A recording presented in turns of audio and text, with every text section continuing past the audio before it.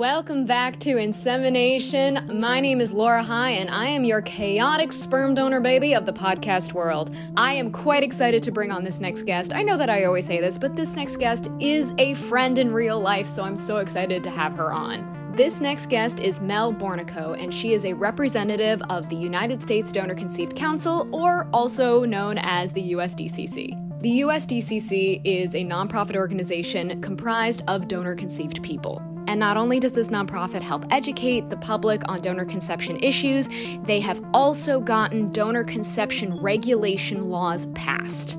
They are fierce. But before we get to the episode, let's just do a little bit of housekeeping. Please follow, like, subscribe, do the comment review thingy because that thing helps. And also, remember, these are not just recorded podcast episodes. We also film them. The full episodes are always available on YouTube if you are a visual learner like myself. Also, please remember that I am still currently fundraising for an upcoming donor-conceived event in New Orleans this October. Donation links are in the caption. All money that is collected is going to be used to get donor-conceived people to my event because what? Representation matters, and we need as much representation as we can. So every single dollar is going to be paying for hotel rooms, food, plane tickets, all for donor-conceived people. And lastly, just a reminder that I will be headlining in Washington, D.C. September 19th, and I'll be headlining in New Orleans at the Howling Wolf October 15th at 8 p.m., and part of the proceeds from that show will be going to donor-conceived issues. All ticket links are available on my website. But now, let's get to the episode. And welcome to the podcast, Melissa. Thank you so much for coming in studio.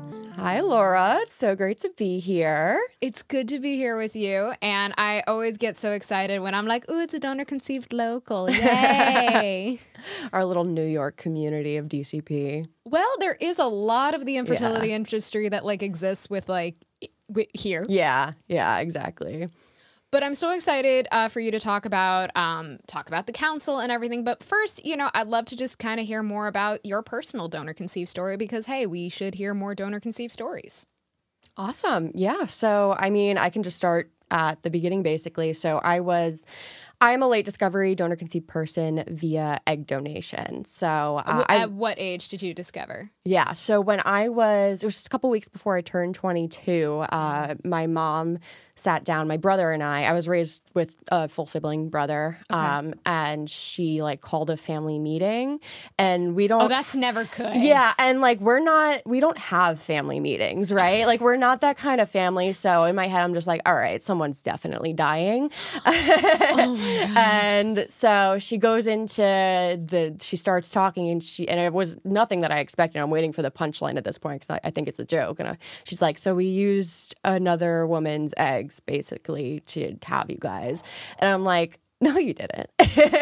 And I think she's joking. And then she's becoming visibly upset. And I could tell at that point that she wasn't joking. And I was like, oh my God, wait, I'm sorry. I didn't mean to upset you, Oh my God. And so you could just tell us something that she was holding in for a really long time. And it was just constantly on her mind, sort of. And so it was certainly nothing that I ever expected to hear in my life. I didn't even know what a donor-conceived person was. And I think the extent of donor conception that I knew about was like sperm donation and lesbians having kids. That was the only thing sort of that I had really ever been aware of in this whole field. And it was really surreal, I just remember sort of thinking later that night, just driving around, I'm not related to my mom. And part of me also kept thinking of my cousins on my family on that side and they were more related to my mom than I was. Right? I have the same thing. Yeah. And I'm like, I don't want to call it jealousy because I love my cousins and everything, but it was hard. I was like, damn, I want to be related to my cousin. That kind of thing. It was just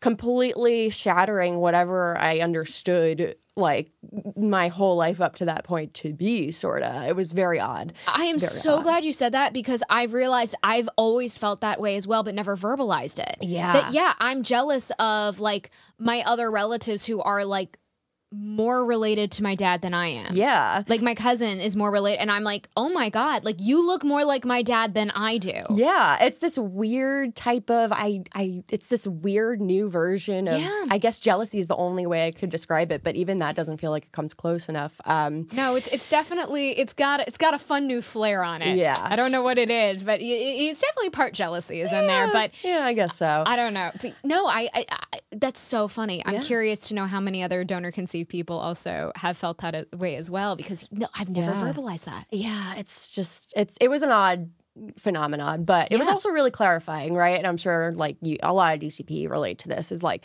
it just made so many things make sense. For example, my brother is ridiculously taller than the rest of my family. Really? And we were just sort of like, oh, I guess that was in the gene pool somewhere. But now it makes sense, right? Okay, like my mom's pretty short, but that makes sense that he didn't get it from her because he didn't. And my mother and I don't necessarily have like a strong resemblance in the sense that like you like can look at our noses and see that we're like, we just look like two women who were cast in a movie to play mother and daughter. There's enough there that you don't have to explain the backstory, you know what I mean? But if you look hard enough, I just always assumed that maybe I would look like her when I'm older or something like that. Or maybe I just look more like my dad. But now it makes sense that I never saw that. And there were certain things growing up. I mean, there's always that mother-daughter, teenage daughter like type of combativeness growing up. And it always seemed maybe a particularly type of strong level of that when I was growing up.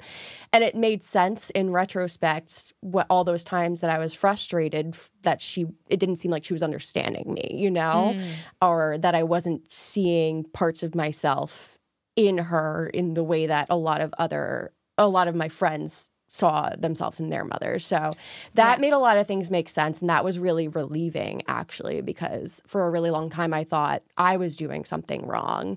And the fact that I wasn't this whole time, it was just sort of a weight off my shoulders. So, and then it was also curiosity. I was like, wow, do I have any siblings out there? Like, what is this donor like? What's she like? And so it was a whole just mixed bag of emotions.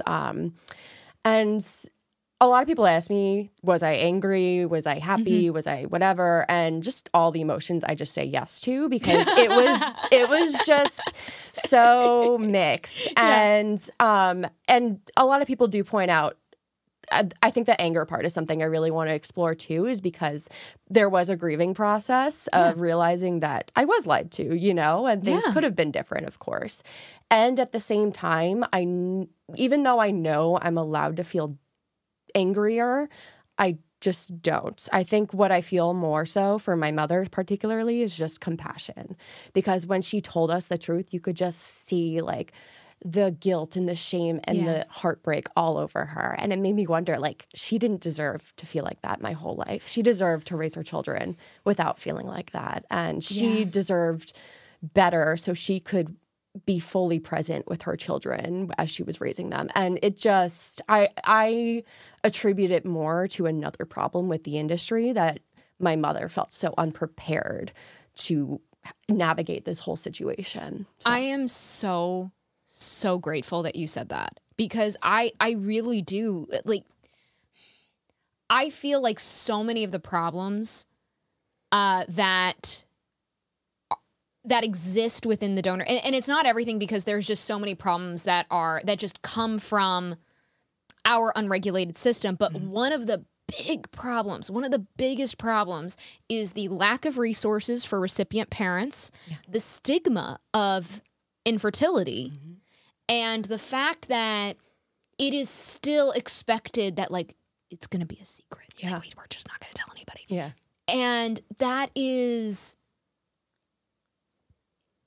I think it causes so many of the recipient parents, not just pain, but I think it makes their infertility trauma, like, it 10 times worse. And they end up, and like, there's so many recipient parents where they go like, no, I was fine. I was fine. I didn't have trauma over it because I had you. And I'm like, that's not how that works. I'm not. we are not the cure for infertility trauma. Yeah.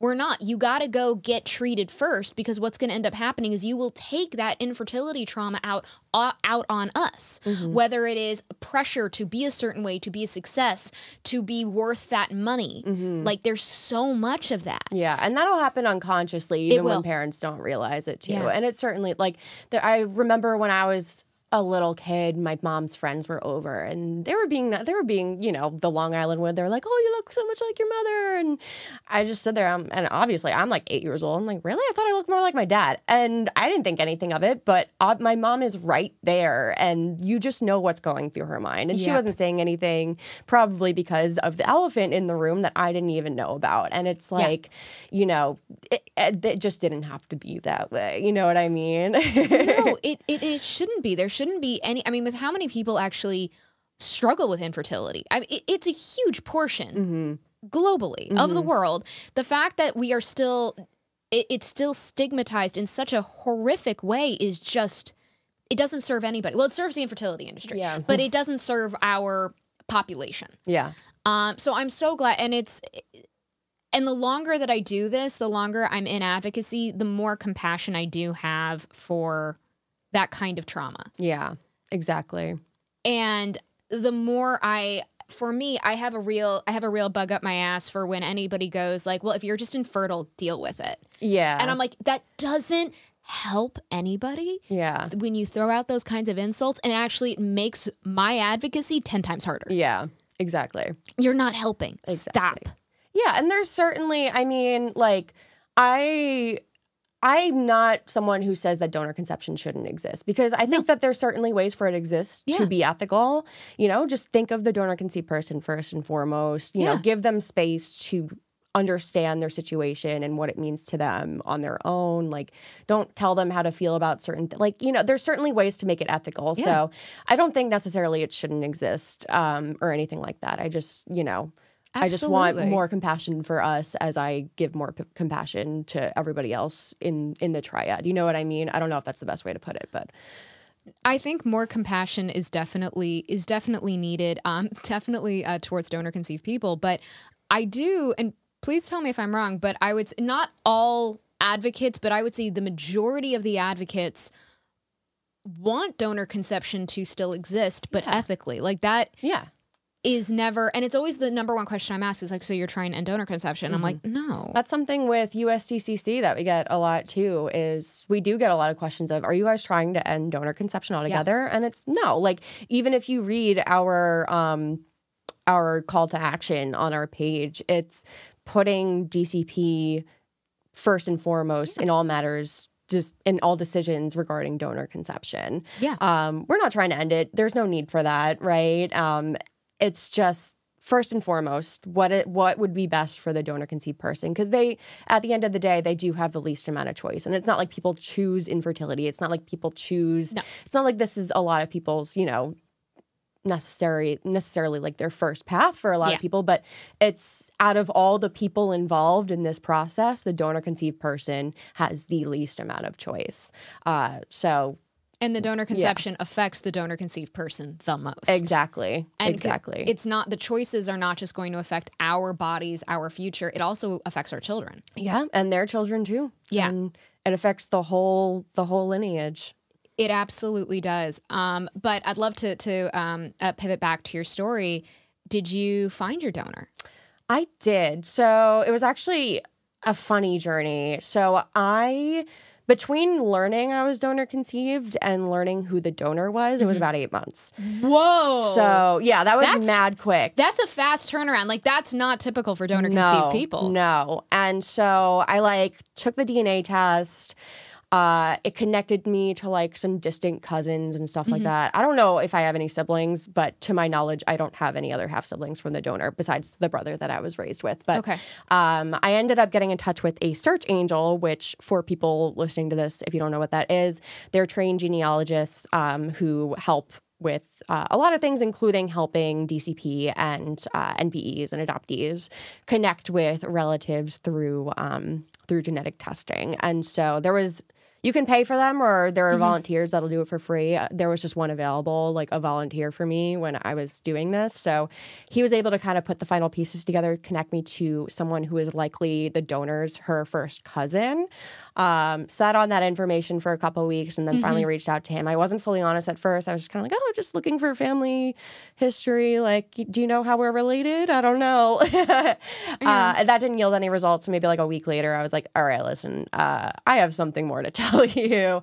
Explain the situation. And he was thankfully so understanding. He said, oh, that's great. And that was such a relief too, because you see stories of people getting hit with cease and desist letters, just complete lack of empathy, if not outright aggression towards them for just being curious. But he said, like, he had a friend a couple of years ago who sort of had the same thing going on. So he understood, and he gave me the information I needed. And he's like, there's this one cousin I have that might be her.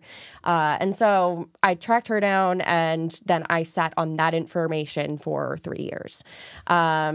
And yep. And part of me was like, I don't really know what, because also I know that she lives on the other side of the country too. So not only like geographically, but time wise, what do I do with this person? You know, it's not like we can go meet for coffee. And also we're both adults now. I don't really know, like, I didn't know what to do with the whole situation. Well, there's no script. Exactly. As we said, lack of resources, lack of fucking resources. Yeah. And also part of me knew that there was a chance that she might not be receptive. And I think subconsciously part of me would rather not know for a really long time than risk that just stress of someone not understanding or deliberately misunderstanding why I was contacting them. So I didn't reach out. And then one day I think I just sat down and was like, you know, God forbid she dies in a car accident next week. And I know that's morbid, but you just never know what's going to happen. You never know. And so I sort of just bit the bullet, wrote her a Facebook message, and she responded the next day. Wow. And she was like, well, this isn't exactly going to be a short conversation. Do you have time for a call? And right in that moment, I knew that we were related, because that's some shit I would respond with. I was like, wow, I would really just respond like this matter of fact, well, okay, yeah, let's get on the phone kind of thing. And she was really understanding. And we had a lot of long talks, and she, you know, stated on her own. She's like, it's my ethical duty to give you health information. Like, she's like, I understand that. I appreciate that. I mean, bare minimum, but but still, that is so rare. Yeah, for real. And that even, I'm so grateful. And just wait, she even said, because I asked her, I'm like, were you surprised to hear from me? And she's like, let's put it this way. I probably wasn't as surprised to hear from you as you were to find out you were donor conceived. And I appreciated that so much. Just that element of, because it's so rare for people to put themselves in the shoes of someone who is donor conceived. And it's just such a small thing. And granted, yeah, like you said, maybe it is bare minimum, but it's just so rare. And I was like, thank you for saying that. Thank you for acknowledging that. You know, I don't want you to be my mommy. I don't even know if, like, how often I'm going to be talking to you or anything like that, but just thank you. It was such a relief. And so all things considered, my situation went pretty well. You know what I mean? I think I had it pretty easy compared to a lot of donor conceived people, because there are people who got to practically beg just for medical history. Yeah. And it's just, that should never be the case. It really is, like, and I like, if there's anybody wondering, because, you know, one of the things that a lot of, like, I would say the society is like, well, you know, it's we don't want the donor conceived people calling the donors, because then they're going to ask for inheritance. And I'm like, that's no. I've genuinely never heard of that happening. No. And if it is one case. Like, I've never that would have been, we would have known about that in our circles. Exactly. I've never heard of somebody asking for inheritance. Yeah. It's the last thing on your mind. It's like, hey, can I know who you were as a person? Yeah. So it's to understand yourself more at the end of the day. I was kind of wondering also, like, what did she look like when she was my age? Like, what was she into? Like, you want to do some genetic mirroring. You want to see a piece of you that you've never seen. You want to see those pieces of you reflected. Oh my God. Yeah. But I'm so happy for you. Thank you. Me too. I'm happy for me too. So happy. And that's why, like, you know, and now I do advocacy with USCDD, right? And I didn't get involved because I think there's a big misconception that the only donor-conceived advocates, or a majority of them, are just people who had a bad experience and are angry that things didn't go their way, you know? Yeah. And I think, I mean, I feel like, that's not true for a lot of DCP. And if you need living proof, I'm right here, you know? It's just, things went, all things considered, pretty well for me. I really can't complain. Like, and then the reason I got involved with advocacy is because after I started connecting to other donor-conceived people, it seemed like, you know, it was just listening to people's stories that I was like, oh, wow, that's weird. The doctor used his own sperm. Like, oh, that's weird. You have 100 siblings? And then you see that over and over. You see the same story over and over. The more people you talk to, you're like, this is a big, wait a second. This is a bigger problem than just people's individual situations. And then the more you learn about how unregulated it is, I was shocked. I didn't know about that. I was like, of course there's got to be regulations. There has to be a sibling cap. There's got to be something like that. Of course, it makes sense. And you look into it, and you're shocked to find out there's not. It's a tissue paper in terms of regulations. And no, and it's the comment that I get so much is they're like, well, it's not my problem that you had a traumatizing life. And I'm like, one, in terms of donor-conceived stories, like my own obstacles with it are fairly mild. Yeah. My story ain't that bad. I would not be... If we based everything solely off of my story, I would not be advocating for 90% of the laws that I do. Yeah. For real. Yeah. And it's because of the majority of our community. Because when you do start to listen to donor-conceived people en masse, you go, oh shit, there's a serious problem. And if there are systemic problems that are routinely causing trauma for people, why not fix that? Why not? Yeah. Exactly. It just makes the most sense. If you're not doing it for just true compassion for other people, if nothing else, if no other reason, why not just do it because it makes sense? And that's always the thing that, whenever I sort of hit those, let's say, less than empathetic walls, I always I'm like, you have to also understand that it affects you in terms of society. Yeah. Because it's limiting the diversity of our gene pool, which we know what happens when that happens. It gets dicey pretty quickly. Yeah. And I always tell people, I'm like, just because you don't think donor conception affects you, it actually really might. Yeah, it could. Your brother, your sister might be a donor. You might be donor conceived and you just don't fucking know it yet. Exactly. And it's your best friend might be donor conceived. You might end up marrying a donor conceived person. There's just so many ways in which it actually can directly affect you. Yeah. Your child might end up marrying a donor conceived person, or needing to use donor conception, or you might need donor conception. Who knows? Infertility doesn't discriminate. Or IVF, it's everywhere. Yeah. So. No, and it really is. I don't understand the lack of compassion and empathy because it is so.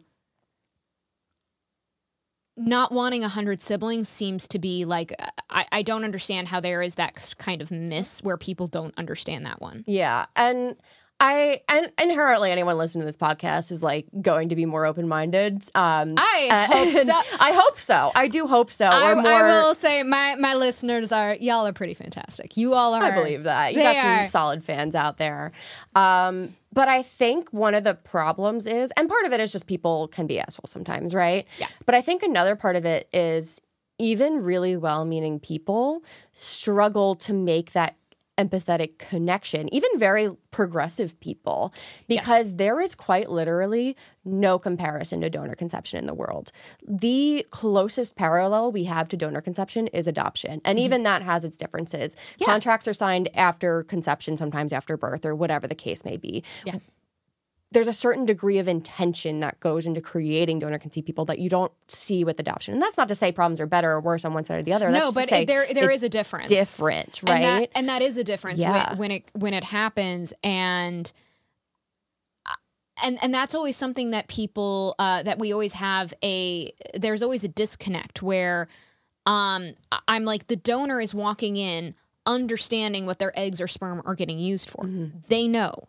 The parents are walking in understanding what is no one's tripping and falling into a cup. Well, even that sometimes too, and I don't know how often this happens anymore, but there are donor conceived people who have contacted the donor, and this is normally with sperm donors, but maybe egg donors too. I don't really know. But and the donor would say, I didn't even know it was going to this. They said that it was being used for research. That is true. That has happened that too. Has. And you are right. That has happened. And even with like misleading marketing practices in recruitment, particularly with egg donation recruitment too, it totally dilutes the long-term implications of this. And it can be a very beautiful thing, right? Being a donor for somebody else. But if you don't understand what you're entering into, and if the only thing you're seeing is the clinic marketing going, I paid for my vacation with the money I got from donating eggs, and now a family's happy and I'm happy and we're good to go, all things like, you know, we're done, we're good.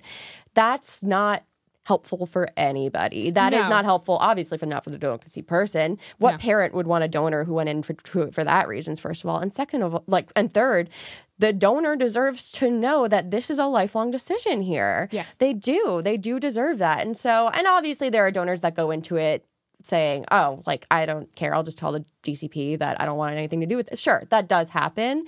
And at the same time, I have personally spoken with so many donors that were like, even my biological mother, my parents' donor, was like, I was not thinking about it like that when I was in the process. No, absolutely not.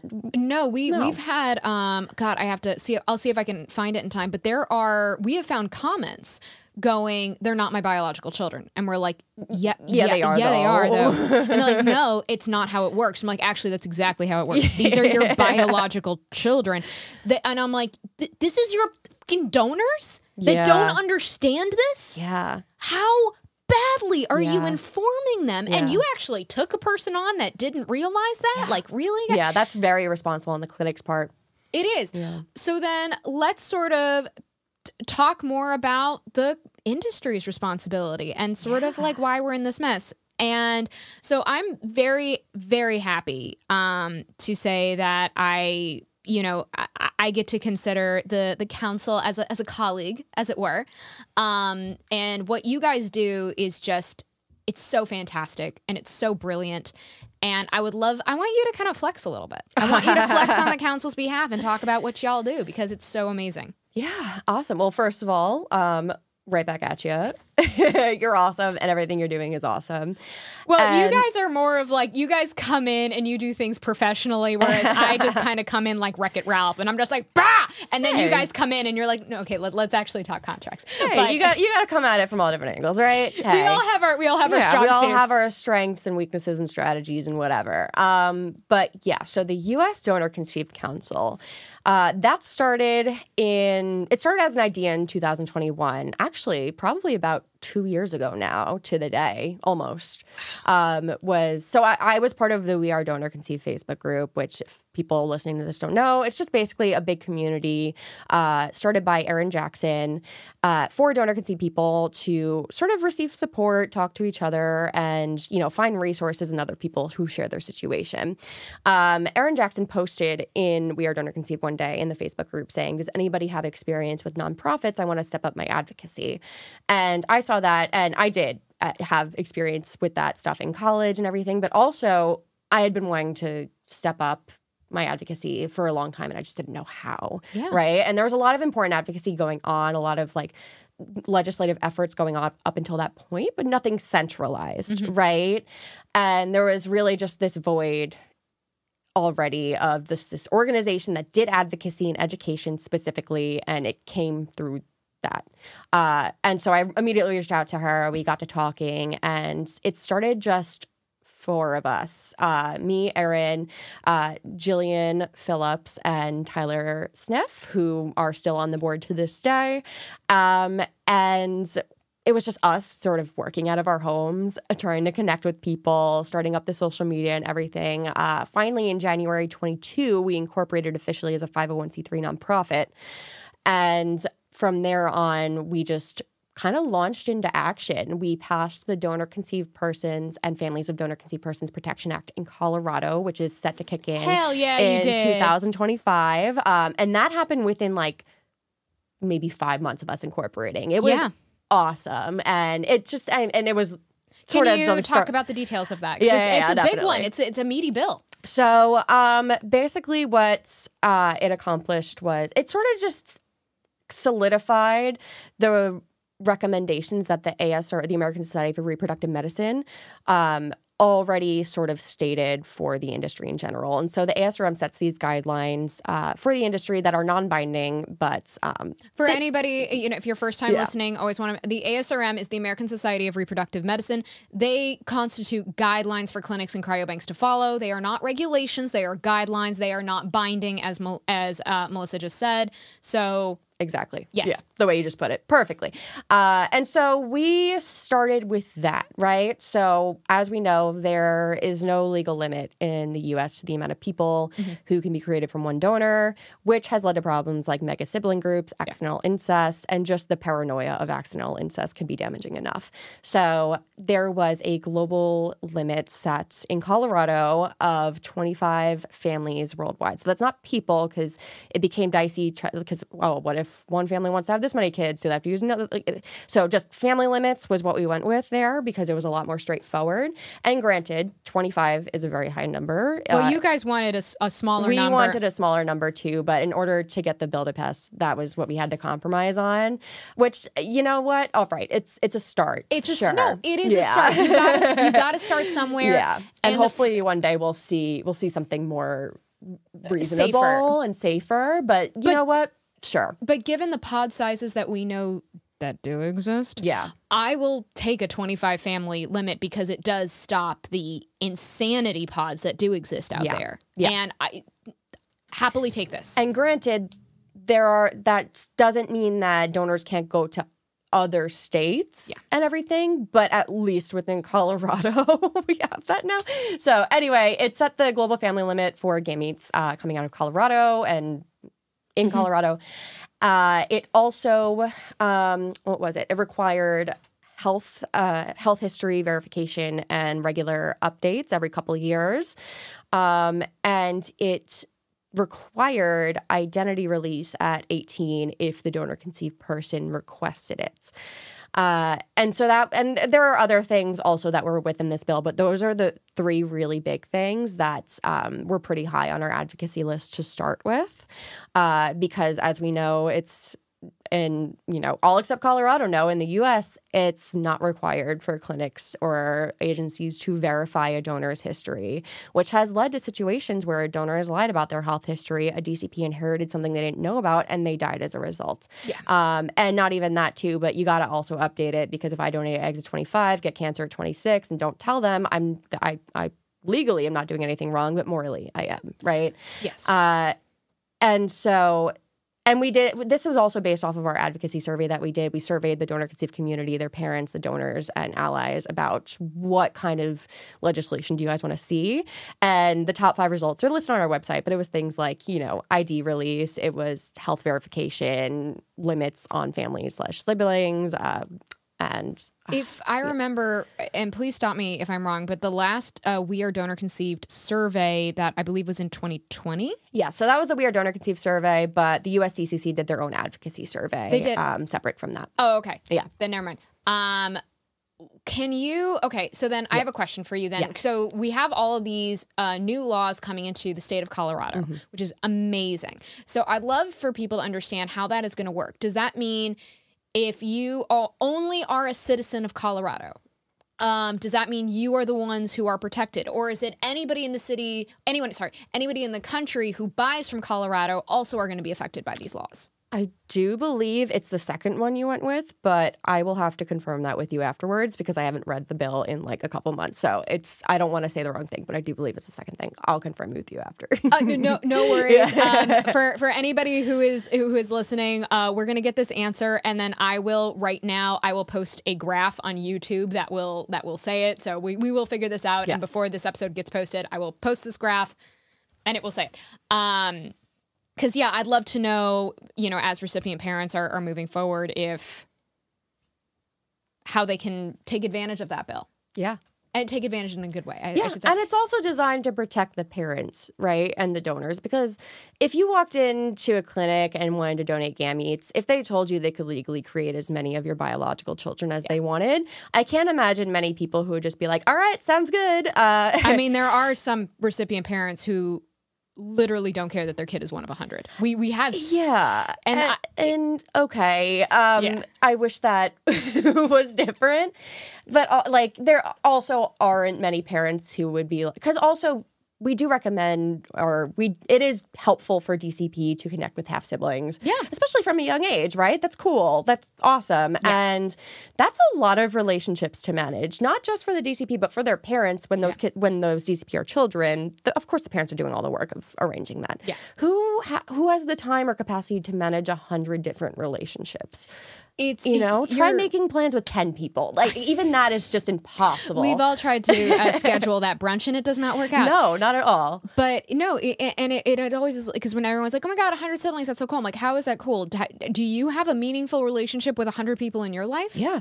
And even then, I know I don't have 100 siblings. Like, sure, I guess theoretically, like if they took 100 eggs from this woman, maybe. But realistically, being an egg donor person, like it's not gonna happen. I'm not worried about it, but I do still see people on the street that look like me, and part of me is like, yo, are we related? Or this one time a couple of years ago, a friend of mine, he was a waiter, and he told me that he had a table the day before that, and he says, the woman looked just like you. And then he goes, well, she could have been your mom, but exact resemblance. And he didn't know I was donor conceived, so he didn't know what he was telling me. He just thought it was a funny story. But in my mind, I'm like, holy crap, was this the donor? And I didn't know who she was at this point either. So it very well could have been. And just those things are just, and I don't know, I walk by someone on the street, or my friend texts me, oh, there's this girl standing on the corner at Broadway and whatever, like, who looks just like you. I thought she was you. I'm like, you don't know what that means for me. Literally everyone on TikTok tags me in different videos that they're like, you look like Laura's sibling. Have you taken a DNA test? Like, I get that all the time. Or people send me people on Instagram like, oh, this woman in Russia looks like you. I'm like, well, clinic ship internationally, so she very well might be a relative. Huzzah! And it's just, and sure, like I can move through my life, like,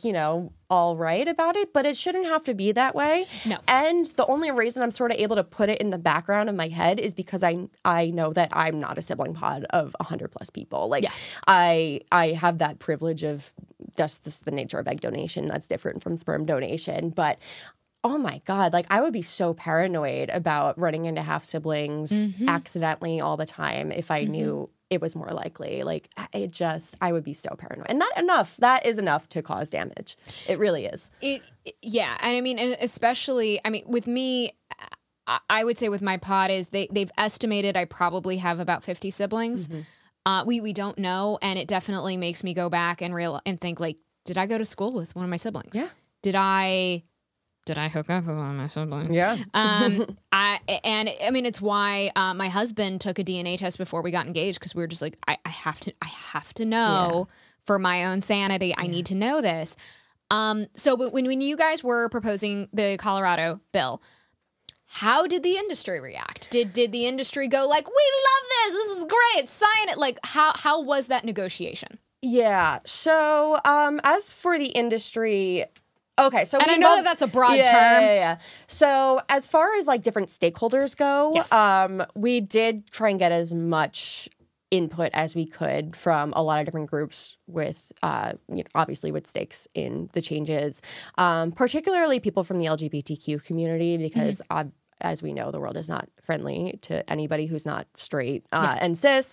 And we just didn't want to create more problems, right? And so one of the things that we really prioritized Can I also just say, like, I have loved that about our advocacy groups is that, like, I've seen our advocacy groups take longer to get a bill passed to ensure that it's not going to have accidental damage to any other marginalized group. Yeah. Like, we've shot down our own bills when, like, I'm going to say a politician who we don't agree with, I would say ethically, is like, oh, no, I'll help you with your bill, and then we can just sneak in this stuff, and we just go, nope. And we shoot down our own shit to ensure. And I have to say, I'm very proud of our advocacy groups for doing that. Yeah. And that's, at the end of the day, too, not only is it, like, morally better to do that, but it's more sustainable. Because what you don't want is to pass something and then after the fact realize, oh, crap, we forgot something. Kind of thing. But as for the industry, it wasn't the most favorable response. I know, shocker. I did not see that coming. Who could have predicted that? But so it's hard, right? Because like, how do I want to put this? Let me think.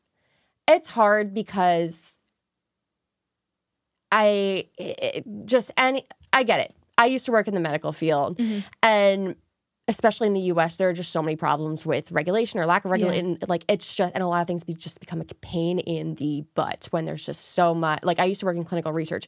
Every little thing, like, you miss one detail, it's the end of the world. And it really is, too. And, like, I get it, you know, and more regulation isn't always the best thing in healthcare because it makes everyone's lives harder and puts the patient at a different disadvantage. The problem is with the fertility industry, there is so little regulation that some baseline regulation is not putting patients at a disadvantage. It is protecting them. And if we're not responsible about it, we could make providers' lives harder. We could make, and that inherently might contribute to physician burnout and make the patient's lives harder and everything like that. But it doesn't mean that there shouldn't be anything. That means that we have to be smart about how we go about it too. Yes. And that's not like, it's just, and healthcare in general is such a complicated problem, this whole industry, but especially within the fertility industry, it is very complex too. So I get when people, I've been told that there have been people working at clinics who referenced the Colorado bill and called it petrifying, right? That they were afraid that it was going to happen to them too. Or like they're afraid. And I get it because you got to keep more records and like that's a lot. And then it's like, how do we even start to do this? I get it. You got to create the infrastructure for all these changes.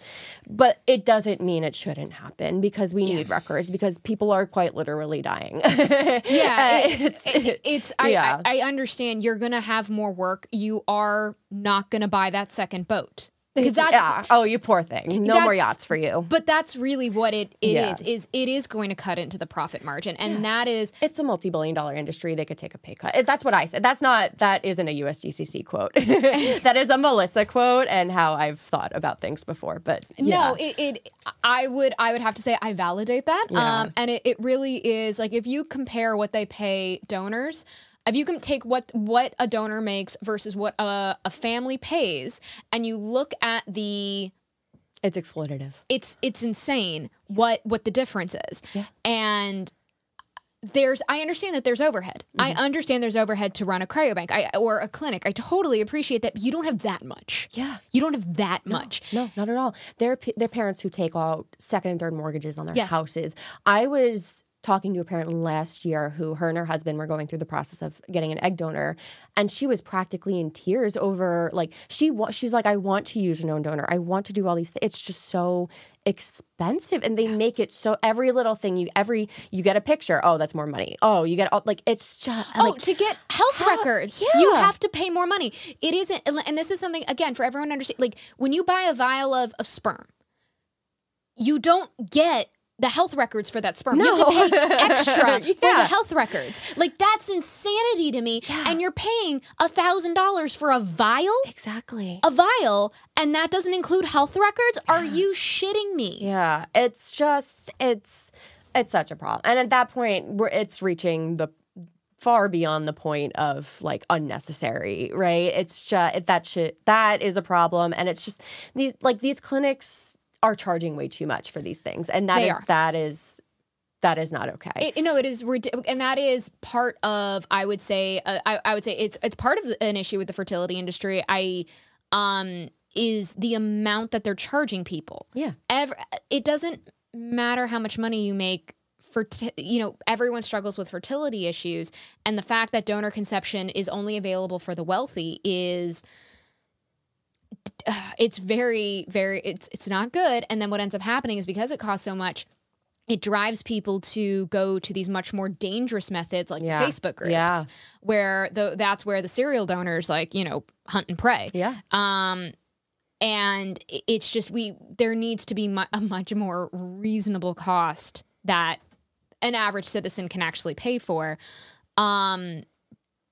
But I'm so impressed with how quickly the Donor Conceived Council really picked up steam. Like, you guys moved fast. How has the fertility industry reacted to you since then? Like, how is it? And I'm saying, because with the fertility industry, you have the clinics, you have the cryobanks, you have the stakeholders, you have ASRM. Like, I'm saying a giant, big blanket term right now, but let's talk about ASRM. Sure. How has your relationship with ASRM been? I don't like that pause. Yeah. So, so let's just start here. In 2021, so the American Society for Reproductive Medicine has a conference every year, probably the biggest event in the year in the fertility industry, at least in the U.S., and possibly one of the biggest in the world. And in 2021, they had a panel about open identity gamete donation, and the title was, "What Are the Children Saying?" And not only do we not like being called children because there are DCP who have lived and died of old age, like, you know what I mean? Like, it's just they're DCP in their 70s that I know. Like, yeah, we're not children. Come on, guys. But also, the panel did not have one donor-conceived person on it. And not only that, but the people who were on the panel, for the most part, had financial stakes in the industry. There was I believe it was a CEO or an owner of Seattle Sperm Bank who was on it. So that, like, come on. And so once we realized that was happening, obviously DCP were not okay with it. And what happened was a lot of us took to Twitter and basically added the ASRM because we had no other way to, I believe people were emailing and they obviously weren't hearing back, but we took to Twitter and we were basically like, why aren't there DCP on this panel? Come on. And also, what's with the name? Come on, y'all. And eventually what they did was they allowed DCP to create a video about the DCP perspective that was used in the supplemental material to that panel. Thank you. Yeah. And they said it was too late to change the panel or all this stuff. And we're like, okay, whether or not that's true, I don't know. But we took the opportunity. We gave them the video. And it didn't really get a whole lot of views from what I remember. It was like less than 200. So it really could have been better in a lot of ways. But if you were someone on the ASRM who was in charge of this panel and putting this together, ideally it should be a learning experience, right? Oh, wow, how did we not think of that? Yeah. You know, if at very best, how did we not think of that kind of thing? Next year, let's do a panel of DCP, about DCP with DCP on it, if we're going to do this. But after that, it was as if they kind of just expected us to go away. Just radio silence the next year. No DCP panels, not a word from anybody about the year before and how to make it better. Or it was just sort of like in 2022. Right. Yeah, in 2022. And then again this year, there's also just same thing as last year. Well, in 2022, I went to one of the conferences and I went up to the woman who was in charge of it and I'm like, so what are your thoughts on the fact that there are no DCP on any of the panels at ASRM? And she was just like, oh, well, you know, I'm just not in charge. Well, there was that stakeholder meeting and I'm like, that's not... That also wasn't run by the ASRM. That wasn't... At all. No. Also... And I literally... And it was actually funny because one of the recipient parents who spoke on that panel said, she was like, no DCP has been invited. And she was like, what? Yeah. Like, she was genuine. She was like, they should be hearing from you from the most. Like, as a recipient parent, she was like, that's insane. Yeah. My other favorite reaction was there was another recipient father there. And I was like, what do you think about the fact that no donor conceived person has been invited to talk on any panels? And he was like, well, why would donor conceived people do that? Like, how would that serve you? And I'm like, as a recipient father... As a recipient parent, the fact that you don't know that and you were invited to speak on a panel is extraordinarily concerning to me. The fact that you don't know. And I'm like, sir, you have a donor-conceived child. Yeah. And they asked you to speak on a panel and you don't understand. You can't connect the dots. A panel is supposed to be composed of experts. And if you don't know that simple fact about how it would be serving a DCP to speak on a panel about themselves, you are not an expert. You shouldn't be on a panel. But also, this should be a red flag to you going, I don't understand enough about my child. Yeah. Yeah. And so, I mean, just it's... the whole thing with the video and then hearing nothing afterwards. And it was almost like they just wanted us to like, all right, here you go. Like they dangled the carrot in front of us, gave us some breadcrumbs and was like, you're full now, kind of. And we're not just going to shut up and go away. A, because it's important to us, but B, because we keep being created, right? Like, the more you create DCP, the more we're just going to be growing up and speaking out about this. It's just, if you don't change things, this is just going to keep happening for you, you know? That's the way it's clearly snowballing that way. Yes. And all we are doing is finding more donor-conceived people, and more donor-conceived people are getting pissed. Yeah. Yeah. That's all. That is what is happening. That is the trajectory. And it was like, guys, you know better than us how many of us you fucking made. Yeah. Like, you created your own karmic reaction. Yeah. And so there's this one person within the ASRM. His name is Sean Tipton. Hi. And so he does a lot of work for the ASRM, one of which is lobbying. And he has gone on the record saying that DCP aren't their patients. And he's basically used that as the reason to justify not including DCP voices. And it's like, okay, sure, we're not your patients. We might be. We might have infertility problems down the line. Think of that. But also, we're your paycheck. Yeah, that too. And also, like, going back to the whole there's no pre-concept for donor conception, you can't just go based off of what you've done before as a template for what you're doing now. Like, yeah, we're not your patients, but what other aspect of medicine intentionally creates human beings that maybe aren't your patients but are still part of what you're doing? It's just, you can't go off of that. You're creating us. We're the result of your actions. It's just... Your entire industry is about creating sentient human beings. We are your profit. Yes. We are your product. Yes. And it's like, you can't, we're not, I've said this before, but we're not mouse pads. Mm-hmm. We're not, I know you'd like us to be. I know you really want us to be, but we aren't. And it can't work that way. You can't treat us like an inanimate object. Mm-hmm. We are sentient human beings. Mm-hmm. Treat us like some. I'm like, I get it. We paid for your renovation of your new kitchen. I get it. You're welcome. I think part of it also is there's already just the sanitized nature of the donor conception process takes a lot. It does a lot to remove that humanity from the DCP. Because think about it. You're thinking about donors in terms of what parents are going to pay for which donor too. You're listing donor profiles like for parents to flip through them and pick what they want their kid to be, kind of thing. Yeah. All of that collectively is going to strip away from the humanity of the person you're creating too. So by the end of it, you get this baby and it's like, cool, we made a baby for this parent. It's like you're not picturing this baby as a future adult who has an inner world, who has thoughts and opinions about how they came to exist. And it's just, you're already ignoring the fact that this person has an inner world of their own, that they're going to be conscious of what you're doing and perceive your actions in their own way. And also be affected by your actions. Yes. Because as you said, this isn't minor. No. Donor conceived people have died. Yeah. They have died as a result of your, I'm going to say, inability to see us as humans. Yeah. Yeah. At the end of it, yeah. And that is so frustrating. and you are right. There is nothing like donor conception where it's like, yes, technically we're not the patient.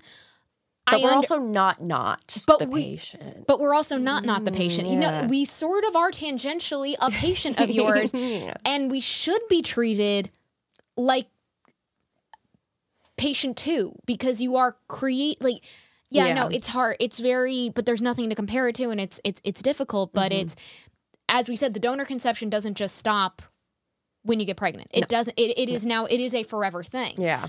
So. So we had the video in 2021 and 200 views on it. Then 2022, we didn't learn anything, and they didn't invite any donor-conceived people on a panel or anything to speak at the ASRM conference. We are now at 2023. The ASRM conventions, which will be in New Orleans in October, have not invited any donor-conceived people to be... Yeah. So, I mean, ideally what we want, right, is for part of the conference to be all right, what do donor-conceived people think because we're creating them? I mean, the council should have their own panel. That should be... Yeah, in an ideal world, right? That should... And so we're pretty sure that if that's just not going to happen unless we just really, like, you know, keep showing up for things. So something that the USDCC is doing this year is we're running this campaign called Pull Up a Chair. And so basically the whole idea is because the ASRM has not given DCP a seat at the table, we are just going to bring our own chair. We're going to bring our own seats. We're pulling up a chair. We're sending a USDCC rep, at least one, hopefully more, to the ASRM conference this year to be there, to network, to be part of these conversations that are happening with the leaders in the industry. We are fundraising because we are a small volunteer-run nonprofit. So if y'all want to donate to that, go for it. I do, yes. But, and letting you guys know, right now there are a bunch of donor-conceived nonprofits that are actively trying to raise money to get in there. Yeah. And that is a ridiculous thing. We shouldn't have to be. We should be actively being invited in and being listened to. Yeah. But yes, and so a couple of things in terms of the donations. So Donor Conceived Council, where can they donate to? So, all right. So for this particular campaign, you can actually text to donate. That's probably the easiest way. So the phone number is 53555 and text the phrase USDCC23. Or we have it linked pretty much all on our social media. The what's it called? The donation link. It's givebutter.com/USDCC23. But the easiest way is probably text to donate USDCC23 to the number 53555. And any amount helps. Our goal is $3,000. We're about halfway there already. It's only been a couple of days since launching the campaign, which makes me so happy. We have the best supporters in the world. But every little bit counts, whether it's $1 or $100, whatever you can spare, we will happily and gladly accept it. So just kind of letting you guys know, because I've had a lot of people generously donate to my upcoming Donor Conceived event, which will also be in New Orleans, October 15th, which I will be announcing mid-September. But if you have donated to mine, please also donate to the Donor Conceived Council. But if you want to be more involved, if you're listening to this going, shit, I want to help, how can they do that? Yeah, so we're always looking for more volunteers, right? It's a lot of work and not always a lot of hands to do it. And so there's a couple different ways you can get involved with volunteering. First, we have a form that you could fill out. We have a separate form for DCP and allies of DCP who want to be volunteers. So that is linked in our Instagram bio on our link tree. There's like a Google form at the end. Or you could even just literally email one of us or reach out to us on our social media and, you know, we'll set up a meeting with you. We'll talk to you. We'll see how we can get you involved. There's always something that someone can do. And yeah, there's a lot of work and we would love to have volunteers involved in it. And yeah, so basically you can email one of us or fill out our volunteer form on our social media or on our websites, and we will get back to you, and we would love to have you. But I mean, how fast you guys got together and you have made like pivotal movement in such a short period of time, to me gives such hope to the donor conceived causes.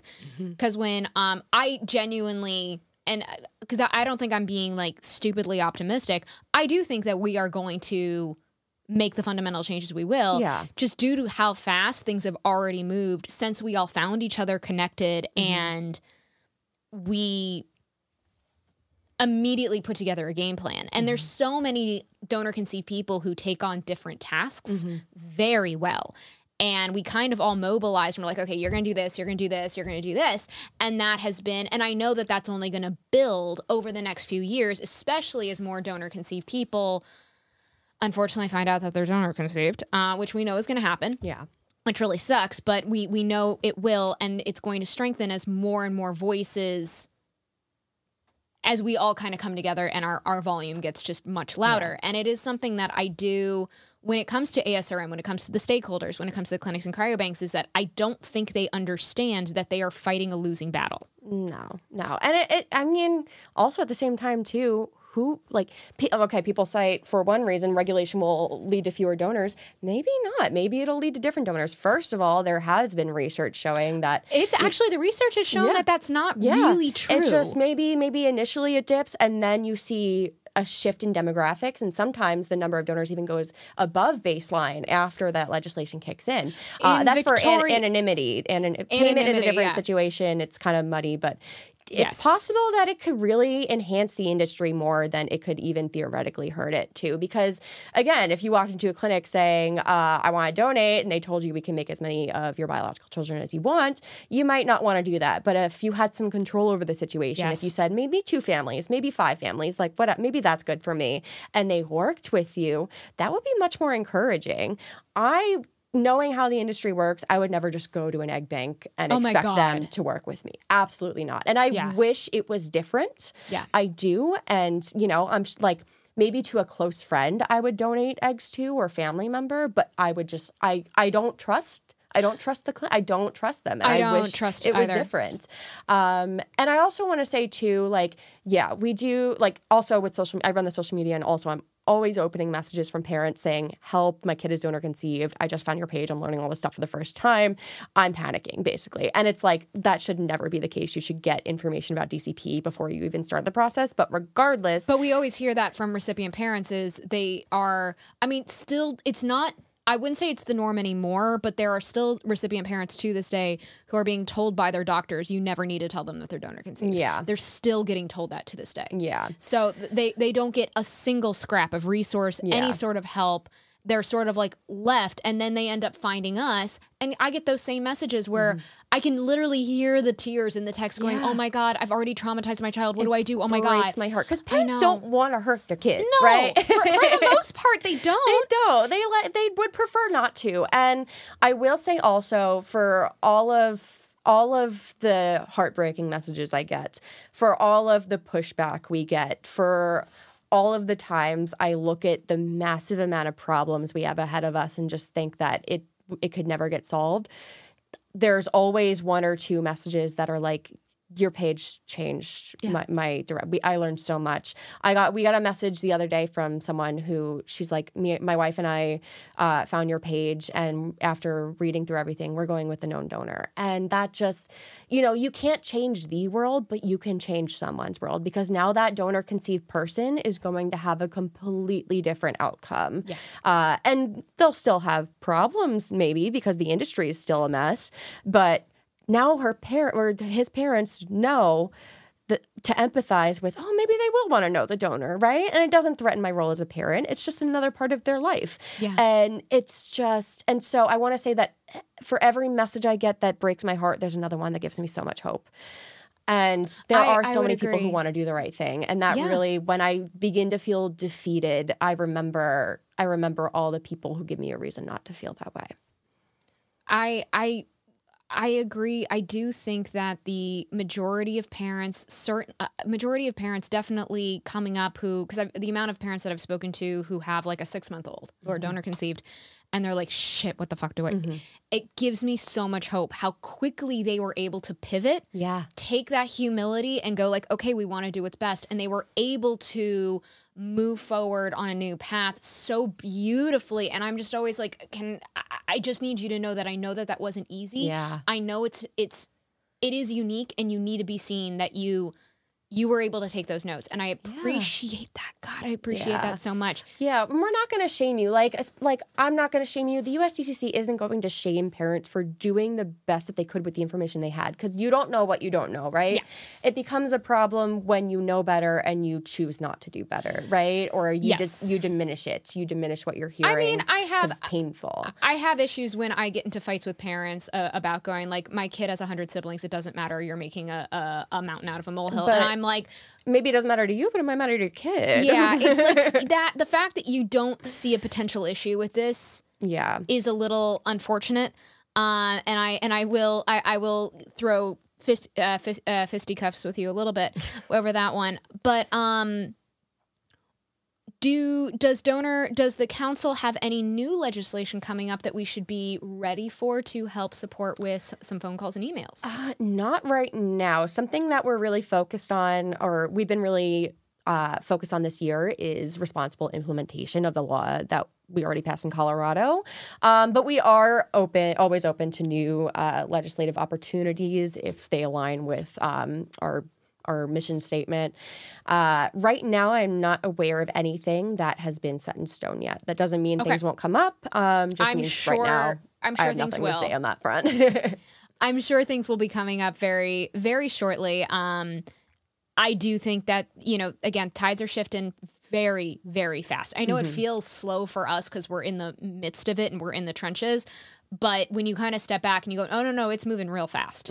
If there was a misunderstanding that you think that, I'm going to say, society has about donor-conceived advocates, how would you want to fix it? What would it be, and what would you like to do to amend it? Yeah. I'm trying to think of something. Ooh, there's a lot I could respond with. I have two halves to this, if that's okay. I love two halves. First one is that, I think this is encompassing the point of, we hear a lot like, but love makes a family. And it does, right? It does. And there are nuances to that. So you can't out-love systemic harm, right? Like, my parents loved the hell out of me. It doesn't mean that I didn't worry about not knowing my health information, or I don't worry about having a half sibling out there that I don't know, like things like that. You can't just out-love. It would be so much easier if you could. That would be wonderful. I would bend over backwards to out-love systemic harm. That's just not how it works. We need policy change. We need public education campaigns. We need reform. We need a lot more than love. And love, we need that too, right? It's just not the only thing that we need. And it also doesn't mean that, donor-conceived people who are loved won't care about the anonymous donor aspect. That's not how it works, unfortunately. I wish it was. It'd be so much easier, and it would make my life easier as an advocate, right? But that's not it. And also, donor-conceived people aren't, especially not at USCDD, we're not saying that genetics are the only thing that matter, and we're not saying that genetic family is somehow more valid than non-genetic family. I often get asked, like, how did learning your donor-conceived evolve your understanding of family? And I think people expect an answer of, like, family is so much more than who you're related to. And it's like, yes, it is, but I also grew up knowing that, because most of the family I had growing up, I was not genetically related to. And this is when I thought I was related to my mom, right? So cousins, aunts, uncles, like practically, like there are people who are practically sisters and stuff. Like I was closer to my non-related family growing up than I was to anybody who was related to me. And I think that there were a lot of times in my life when I said things like, love makes a family, not DNA. And I had wonderful intentions, and I also didn't realize that there's an element of privilege that goes into being able to say that without thinking about people who don't have the option. Because as far as I knew growing up, I was always allowed to know who I was related to. There have been times where we found new relatives, and everyone was just so happy for us that we got to find someone new, more to love, like whatever. And then I found out I was donor conceived, and I would tell people, oh, I'm looking for the donor. Oh, like I'm looking for siblings. And the amount of pushback you get, it was so different than the times where I was like, oh, I found a new cousin, yay. And it's just, so it didn't evolve my understanding of family to be love makes a family, not DNA. It also didn't evolve my understanding of family to be DNA is the only thing that matters. It evolved my understanding of family to being family is whatever you consider it to be. Because literally, who the hell are you to tell someone what they can call family and not? So, and part of having that chosen family is having the choice to know your family too. So yeah, it's just made me a lot more conscious of the fact that not everybody is allowed societally to know who they're related to. And if you've always been allowed, you don't know what it's like to not be. So yeah, that it's made a lot more nuanced on that front. Yeah, whenever I have noticed that I'm thrown the DNA doesn't make a family. I'm thrown that a lot by people who grew up with both of their biological parents and know their family, like, and it's like That's really easy for you to say. Yeah. It's really easy for you to say. And it's, again, neither one is wrong. Yeah. But your biological family matters and your chosen family, like both are valid. I have both. I have chosen family members and I have my biological, like both matter. Yeah. And neither one is a problem, whatever. It's just, it becomes a problem when you tell somebody that something can't be a certain way for them. Yeah. Or what should matter to them. Yeah. It's like, well, who the hell are you? You know what I mean? Who the hell are you? And it really, it's, yeah, until...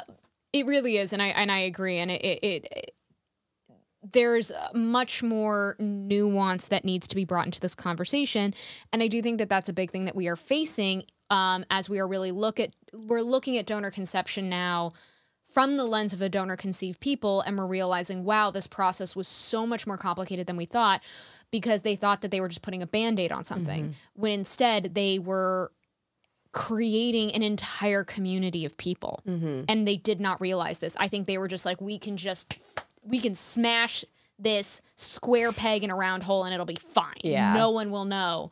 And not realizing the long-term consequences, as what we were talking about with the council, is we're trying to mitigate that. Exactly. Last question. As you guys are talking to clinics and cryobanks, as you guys are having those conversations with them, do you feel like the clinics and cryobanks are recognizing that there is a problem? Or are they just completely head in the sand? I want to say not everybody is head in the sand, which is true. But I think the people and organizations who realize there is a problem are still the exception. And that should be the norm. And it should be very more widely recognized, too. So there have been some awesome supporters from within the industry. It's just not enough, like organizationally wise. It's very minimal. It's still the exception, and that shouldn't be the case. I hope that it continues to grow. I really genuinely hope that as there is this... Because we have sort of felt like there's a changing of the guard that's almost happening within the industry, where I'm going to say more of like the old ways that it has happened are all starting to leave. Definitely. And there are new people coming in that I am hoping that will be a little bit more receptive to hearing the feedback. And I do think that the industry they're already taking a hit, because there are so many donor-conceived stories like Our Father that are coming out that are making people going like, oh shit, do I have something to be concerned about? Yeah. And it's why I'm like, guys, go with the change now before your hand is forced. Exactly. The sooner the better. And things are going in the right direction, and I hope to see it continue that way and to go faster in the right direction. I think we're going to be, let's see, it's 2023 now. I really think in 33, I think we're going to be already looking at an entirely new industry. We might not be all the way there yet. I doubt we're going to be, because we haven't even touched on international law yet, which is like, there's a whole lot. Other thing. That's a whole other thing is when it comes to donor international law, Jesus. But I do think that we are going to be leaps and bounds. Yeah. Ahead of where we are now, where we're just trying to explain the basics. Definitely. Well, Melissa, thank you for coming on and representing the council. Are there any final thoughts, final words in which you would like to impart onto my fabulous, amazing, wonderful audience? Oh, fabulous, amazing, wonderful audience indeed. Follow us on social media. Keep up with everything we do.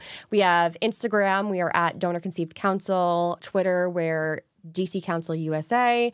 Facebook, we're just US Donor Conceived Council. We're also on Threads now. Same username as Instagram, Donor Conceived Council. We have LinkedIn, pretty much every social media you can find us on at this point. We do have a TikTok also. Just keep up with what we're doing. We're always putting out new stuff. And if you're not donor conceived and you're advocating for DCP, thank you. Keep doing what you're doing.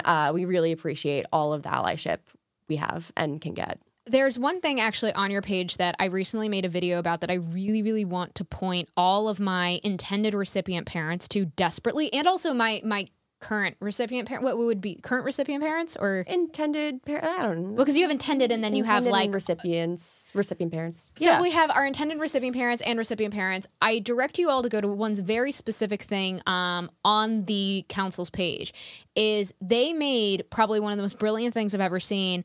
It's a graph, and it's a traffic light graph that shows all of the banks in the United States and then basically rates them using traffic lights using green, red, yellow, black, gray, and shows very clearly what their bank policies are. Mm-hmm. And I want to be clear, this does not reflect regulations. This does not reflect regulations, but this very clearly shows what the bank policies are. And we know that there are banks who break their own bank policies. Like, we know that exists. But I do believe that this graph shows such a good temperature check. Thank you. Such a good temperature check on these banks as to what they do value. Mm-hmm. And you can see who are trying to progress and take on donor-conceived values and who are like, fuck that bullshit. And I cannot recommend this graph. I think this is singularly one of the most important tools an intended recipient parent can have. Share this with all intended recipient parents. I cannot praise, and whoever made that and took the time to make that, oh my God, they deserve all of the fruit baskets in the fucking world. They worked so hard on that. I wasn't part of that project, and the people who were worked their butts off. They put so much time into it. It's and brilliant. They really shows how much they care about this topic too. They worked so hard on it. They do, and I'm like, that is such a good tool. Mm-hmm. It is singularly such a phenomenal tool. So I thank whoever did that for me. Oh my God, just brilliant work. But please, everybody, like if you're gonna go to their site, go donate and then go check out this graph and send it to everybody you know, because it's so fantastic. And I will put the link to that graph along with the donation links in the captions, just so that everybody has that. But I think that's it.